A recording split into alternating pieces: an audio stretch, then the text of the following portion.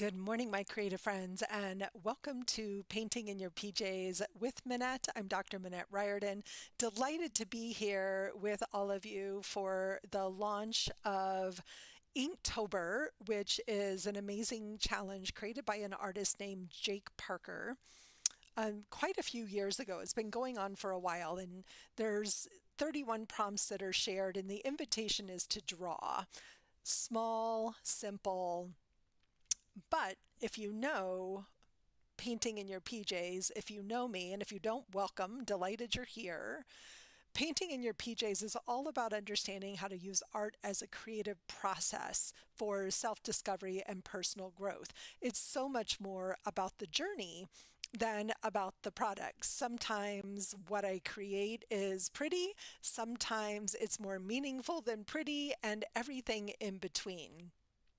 And this year we've been really focused on our Paper Doll Chronicles, but I love Inktober, so I'm taking a pause this month to do something a little bit different, to really just kind of revisit my own inspiration and daily creative practice. And Paper Dolls will be back in November with a really fun creative project. For November for me is always a month of gratitude. We always create a gratitude journal of some kind, but I have something fun and special in mind coming for November. Still working out the details. You can tell I've been painting already this morning. And when I look at the traditional prompts for Inktober, I knew I wanted something unique. Every year, I usually also do Inktober Tangles, which is 31 Zentangle patterns. Great way to keep me connected to my Zentangle practice. And I wanted something that felt a little bit more aligned and more useful on my own journey of self-discovery. So I actually created my own set of prompts. I'm going to change my camera over here. And these are Inktober. In fact, I am considering renaming it perhaps something like ThinkTober, because it is thoughtful, ink-inspired prompts that I want to share with you. And there's a link to download these prompts in the description of the video that you will see below. And each one of these prompts is something that's going to teach you something about yourself. So for example, our first prompt was rooted. Draw something that grounds you, or what keeps you stable in life. And so for me, I did a little bit of journaling first. Sometimes I might draw first. Sometimes I might write after, but my creative discovery cycle always really involves that idea of we start with a prompt, then usually there's some sort of art making, followed by reflection in writing. And I like to do that reflection in writing personally so that one, I can remember it, but two, I'm not overthinking. And these can really go any direction, right? They can go any direction. And so I'm giving you the prompts. Sometimes the prompts are an image, a walk in nature, just about anything can be a prompt that helps us connect more deeply to the stage of life that we're in. And pretty much all of my work is with women in midlife and beyond. Most of my clients are in their 50s to their 70s, and we're all kind of in that curious place of who am I? Who am I now? Who am I becoming? What's next? What's my purpose at this stage of life? And I also hear so many women say they want a daily creative practice that nourishes and sustains them, and that can be really challenging to create. And the most often cited excuse is, I don't have time. But if you put your phone down for 10 minutes a day and draw instead, I guarantee that you have time. So, what I want to do today is I want to draw my day two prompt and share that with you. And then I'm also going to share with you 10 of my best practices for sticking to a 31-day challenge like this. Because what happens is that we're all gung ho. So many people on my email list downloaded this wonderful list of prompts yesterday and will do great for a couple of days. And then it's so easy to fall off track. So I had to figure out what I was going to create in, when I was going to do it, and other things like that. So I think that I'll start with my day two drawing prompt, which is something that represents shadow, a part of myself that I don't often show. And I'll talk about what I came up with and why. But this is a great month. The days are getting shorter, right? Maybe things are starting to slow down. We're not quite in the holiday rush yet. It's a great time to just take a pause in October. This is a threshold season to do a little bit of introspection and deeper reflection.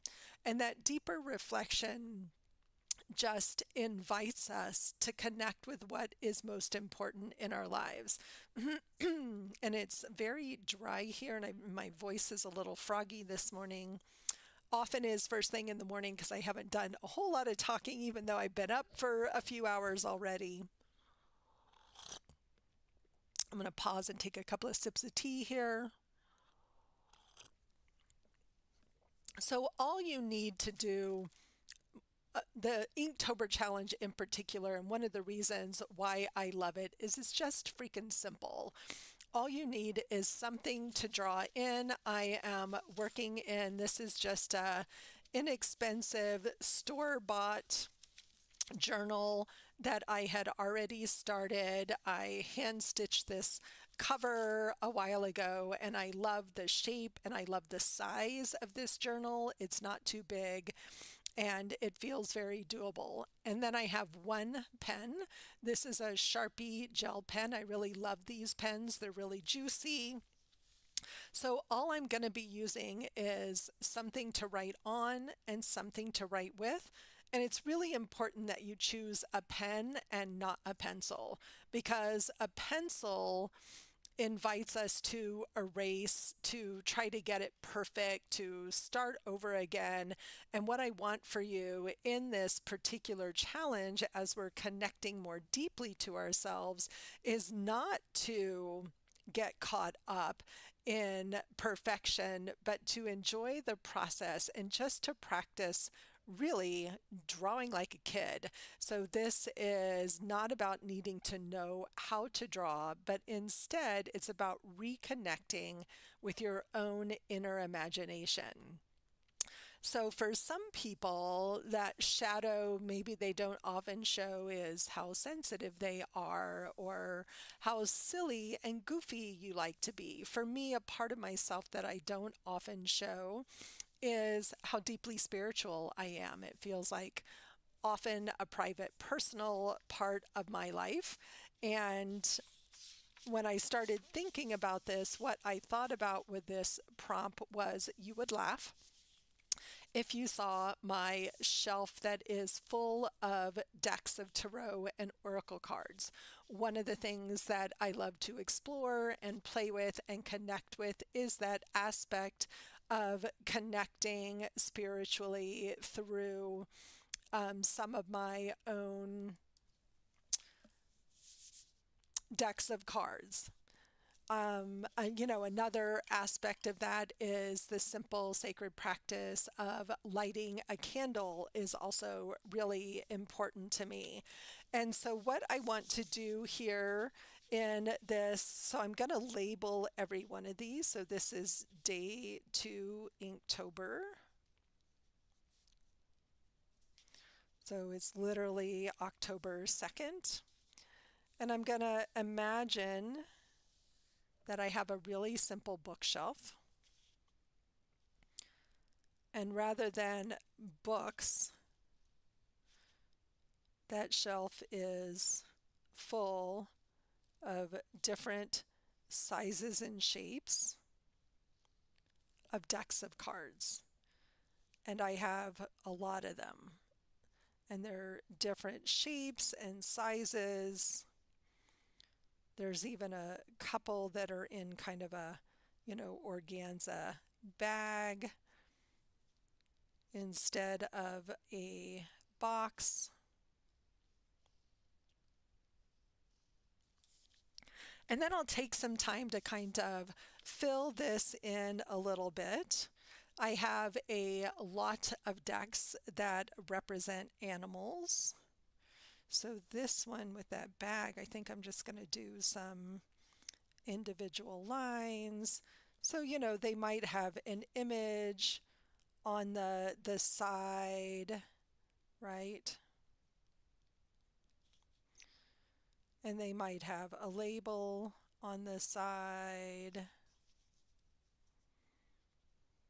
They might just have the label. So some are tarot, some are oracle, some are all about archetypes. So again, the idea here is that these drawings don't need to be fancy. They don't need to take a lot of time.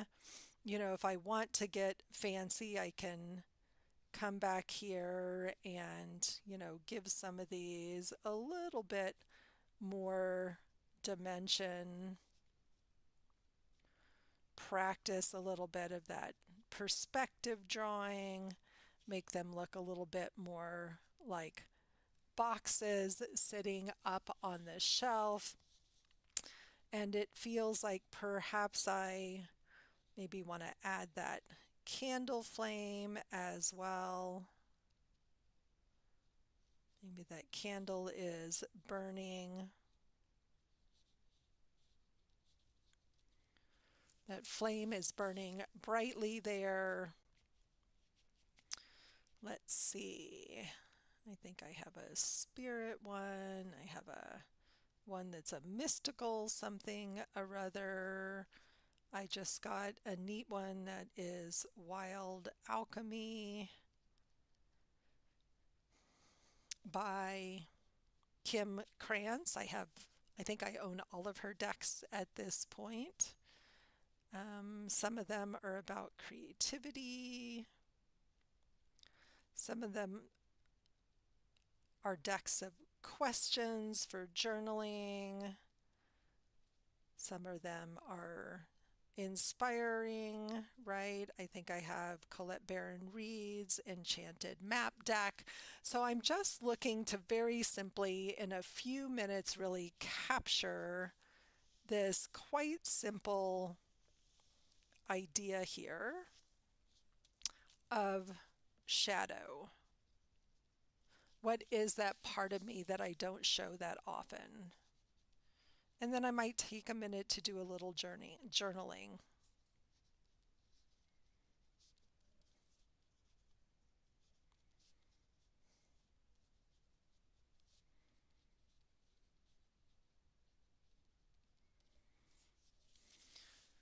So for me, again, it's right. I don't talk about my spiritual practices very often. I could have also done my deep connection to animals here. I talk about that some, but I don't get into kind of the more sort of intuitive, mystical parts of that. So think about what is an aspect of yourself that you don't show.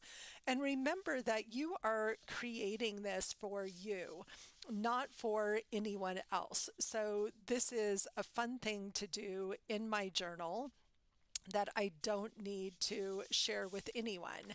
With my tree over here really represents that sense of being rooted and grounded for me, but it could be something completely different for you. So it doesn't matter what anyone else is creating, which is one of the things that I love about Inktober is people's different interpretations of the prompts. So in Minette style, this month is all about going a little bit deeper into our own imagination, learning to connect our thoughts and our feelings with images and symbols in some new ways. So I think it's going to be a really fun month.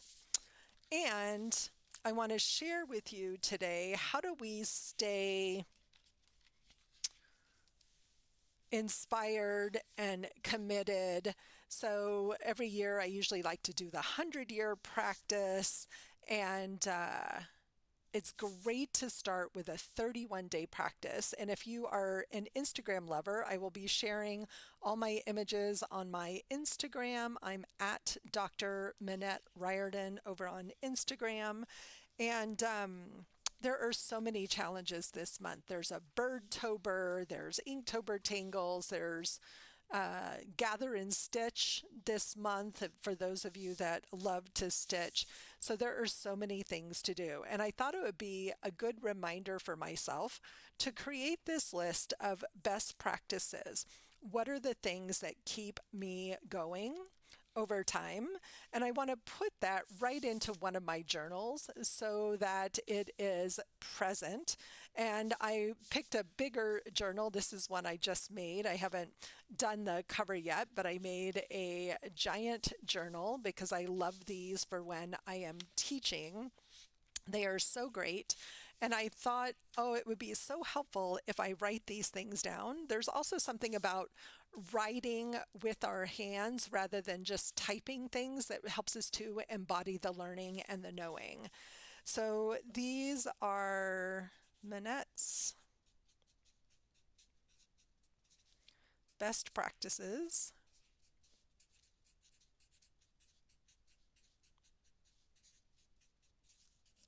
for sticking with a challenge. And it could be a 30-day challenge, a 31-day challenge, a 90-day challenge. It all ends up being the same. And this applies to our art and creative work as much as it does to our other aspects of self-care, whether that's meditation, whether that's exercise, whether that's eating healthy. These same practices can apply. Sticking with a creative challenge. And again, I'm writing this for myself. It's going to be a little bit messy. And I know if you're watching, if you're here joining me live this morning, stop by and say hello. I love hearing from you. And if you're catching the replay, tell me which one of these 10 practices are the most meaningful for you or the most challenging, the one that you know that you need to focus on. So number one, and this one is often the hardest for me when it comes to these challenges, is to keep it simple. So in this case, we're going with just a pen and paper, no special supplies, and the simplicity removes barriers to entry. A ballpoint pen and a stack of index cards would be perfect for this process. And the simpler it is, the less space it takes up, the less cleanup is involved, the more likely we are to keep going. So no color, no paint, I love all of those things. I got a new set of watercolors yesterday. I'm like, oh, I could go watercolor all the backgrounds before I do my, well, no, I need to keep it simple and not get too excited. 2 is what I call set a tiny container. So what do I mean by set a tiny container? 5 to 10 minutes a day. Which means that we're going to keep the drawing simple. We're going to keep it small. It's about showing up every day. It's not about producing something big, beautiful, perfect, etc. This is very much the focus here is on the practice. So 5 to 10 minutes a day is all we need. Little messy clock there. 3, and this one is really important to me, and it's actually the one that is most aligned and connected with what I shared about that shadow and about my own spiritual practice, which has everything to do with treating every aspect of my day and my life as reverent, as sacred, right? To me, it is so important to treat things with reverence and to be very present with what it is that I'm doing. I'm not saying this is easy or I get it right all the time, but it's really important. And so for me, that is to create a ritual around the practice. So, how do you create a ritual out of a creative challenge? You can choose a consistent time or setting, like morning coffee right before bed, a cozy chair by a window. Ritual builds rhythm. And when we feel that natural rhythm, then we also build the habit, right? We also build the habit. So for me, even though most of my creative practice is a morning practice, or I do a lot of stitching, I'm teaching myself to crochet, all kinds of fun things, things that I can do upstairs watching TV in the evenings with my hubby, have a different rhythm to them. But for this one, I decided to incorporate it with my nighttime routine. I will make a little cup of tea or a little moon brew, chocolate drink that helps me sleep. And I will sit in bed with my cup of something warm and my journal and do this practice. 5 to 10 minutes, right? 5 to 10 minutes is all it takes. What I noticed last night is that yesterday had been a full day. I'd had a really lovely connection with a friend. So after doing my drawing, I kept going with the journaling. So sometimes other things happen that will benefit you from that experience. 4 is to honor the prompt.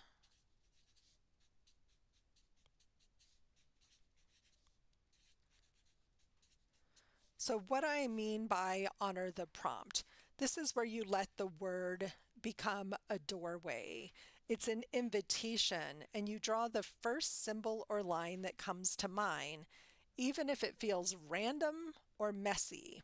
It's your reaction to and reflection on the prompt that matters. And if you don't love a prompt, you can skip it. You can change it. You can maybe do a couple of 1 minute sketches till you get one that feels great. But honor, I would even say, the intention of the prompt, right? I want you to see the prompt as an invitation to connect to yourself and to your imagination. We talked about this a little bit, but it bears repeating here. Pair it, meaning the drawing, with what I call deep reflection, which is one of my 8 keys of a midlife renaissance that I teach in my midlife renaissance program for women trying to find their purpose. And after you do your drawing, jot down a few words. And it can be really simple. What do you notice? How do you feel? What surprised you? The power of deep reflection is the magic of that creative discovery cycle that I shared earlier, where we had the prompt followed by, in this case, draw, followed by write and reflect. Okay, this pen is fat, it doesn't write small, but you get the point, right? So you have a prompt, you draw, you do some deep reflection, and I call this my creative discovery cycle because it works like magic. It can be very discovery, it can be very helpful in particular when we're trying to solve a problem, to move through a stuck place, to do some unraveling or healing of past stories and experiences. So don't forget that deep reflection. And again, you saw mine from last night was just a couple of lines, right? Like I think there's two sentences, but it was just noticing how I felt about the prompt and what I was visualizing here made this more profound and reminded me always how important it is for me to get outside. 6, this one could be numbers 1 through 10, and that's embrace imperfection. One of my goals is always to get better at drawing, and the only way to get better at drawing is to practice. The reason that we're drawing with a pen and not a pencil is that ink is permanent, and that's the gift. We allow smudges and mistakes to become part of the story of this experience. And this will be the most challenging for some of you. 7, this is almost as important as number 6, and it's often also the antidote to perfectionism, and that is to stay playful. Remember, this isn't about making art with a capital A. It's about following curiosity, trusting imagination. It's about scribbling in the margins of your life, just like we used to doodle in our notebooks when we were in school. In fact, I still doodle in my notebooks.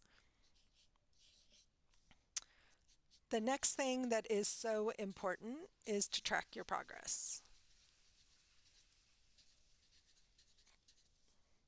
So that's why I recommend keeping everything in one journal where you have enough pages to fill. You could do something really simple. Another reason I grabbed this big journal is that you could break this up into a bunch of squares. Maybe you have 6 squares per page in 5 pages of your journal, and you do a little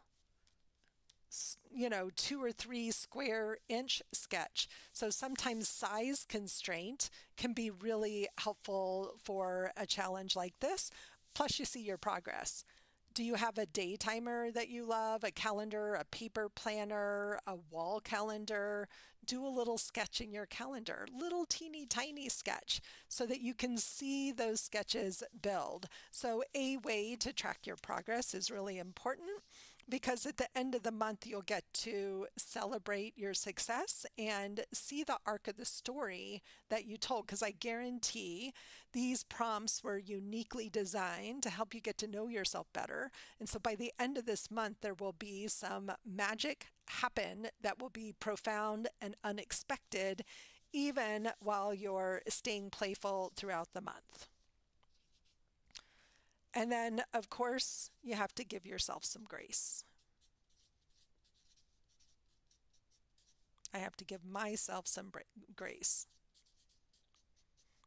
I'm looking ahead at this month, and we have 2 different travel adventures coming up this month, so I know that there might be some flexibility. So some days I might do 2 prompts.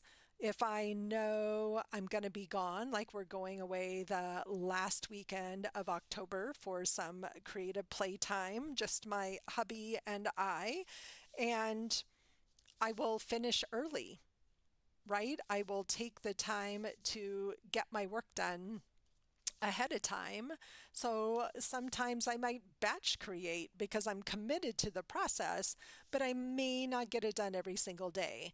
The other thing about this, keeping it simple and setting a tiny container, is that I have no excuses. I will always travel with a journal, And I could do this process anywhere that I am. So I also don't have any excuses. But, life comes up. So you get overly tired. You don't have to do it at the same time every day. It's helpful to do it at the same time every day because then you don't forget. You build the ritual, you build the rhythm, and you build the habit. But there may be some days where you want to do it in the morning and you sleep in because you really need the sleep. Or you commit to do it at night and your brain's just so tired you can't think of anything to draw. We'll do it the next morning. So definitely give yourself some grace. And then finally, number 10 is celebrate the journey.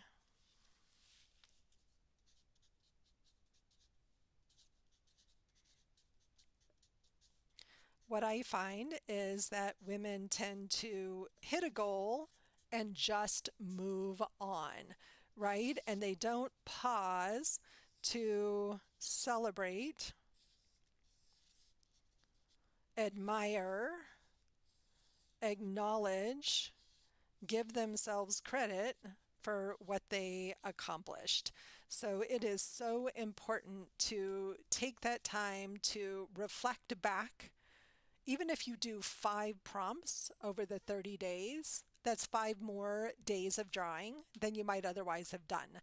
So, so important here to make sure that you take some time to think about setting yourself up for success. You may be going, but Minette, it's October 2nd. I'm a day behind already. You are not behind.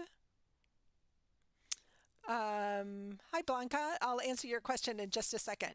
I did not make a new journal, but it's important to remember that you're never starting from behind. Start where you are. You could skip day 1 and start with day 2, or you could do days 1 and 2 today, right? You can't get this wrong. So, Blanca, I made this journal cover, but this is just an inexpensive store-bought journal that's kind of my everyday journal. And so I want to work small in a journal, not large. What I'm writing in here is an extra large journal that I created for when I'm teaching. I love these great big journals to keep all of my teaching notes together. So I thought I would add this to this one because it's a nice big page. And I do like big journals, but for this 31-day challenge or for travel, I know I need it to be something a little bit smaller and inviting, right? Like I can sit in bed with this pretty comfortably. I can sit in a chair. I can sit on an airplane. I can even sit in the car on a road trip, which we have a road trip coming up at the end of the month. So I know that I needed it to be a little more simple. And I kind of love this is such a fun journal with a just huge variety of different things. I went to a retreat in New Mexico and we were asked to do some pre-work. And so I started it in a couple of months ago. So it has a little collage. It's got some pockets in it where I've tucked in some extra collage stuff. So this is just a really fun one. Yeah, thank you. Yeah, this was really a fun one to create. I think this was inspired by a lesson from one of the, no, this was from a beautiful book that I got about making stitched journal covers. So it's kind of a collaged stitched journal cover that I'm super happy with. And I sewed all the pieces together first and like sort of quilted them together and then came back and added the hand stitching over the top of it all. And then a friend of mine is teaching me some fun beading techniques. So I beaded this button also. So this was a fun project. This one, the cover is waiting to be stitched together, but I will get that stitched together soon. Thanks for asking. You know I love making my own journals. So I want to just say, have fun with this. Do what you can. It's all going to be great no matter what approach that you take. And share your progress. Tag me on Instagram if you're on Instagram, or share comments below this video with any other questions or curiosities about how do you keep going with this, or if you need ideas for prompts, right? Or for drawings and sketches. There's so many fun ways to approach this. And I said this at the beginning of the video that I'm almost thinking my version of this is like a ThinkTober, because it does require a little reflection and introspection. So thanks everyone for joining me. I'll be doing some shorts over the next week or so. I won't be here next Thursday. I'll be back the following Thursday. I'll do a live and let you know where I'm at, how's it going, how am I doing with my own list of best practices, and what am I discovering on this journey. So thanks for being here. Thanks for catching the replay. Thanks for joining me live. I've lost my mouse. Dun, dun, dun, dun, there it is. And I appreciate you all, and good luck this month. Have a great time. Yeah, just download the prompts. Awesome. Yep. Love it. All right. Talk to you soon. Bye, everybody. Have a great day.